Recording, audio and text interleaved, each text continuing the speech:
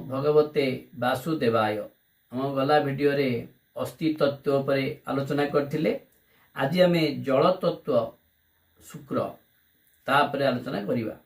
जल परि श्वेत अटे और गर्भ उत्पन्न करिथाए। एथिपाई यह जलर मुख्य भाग।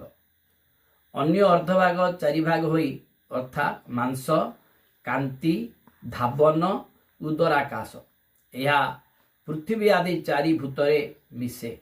यथा मांस कोमलता हेतु जलर अंश अटे। मात्र पृथ्वी सह मिसिबारु पृथ्वीर तत्व कहती। दुईरे कांति जलर भाग अटे।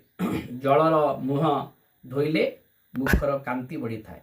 कि तेजरे मिसिबारु कांति को तेजर तत्व बोली कहती।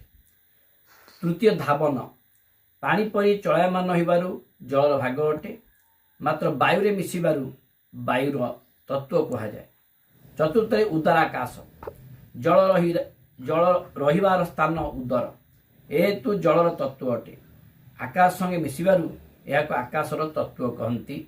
एला जल तत्व शुक्र। ओम नमो भगवते वासुदेवाय।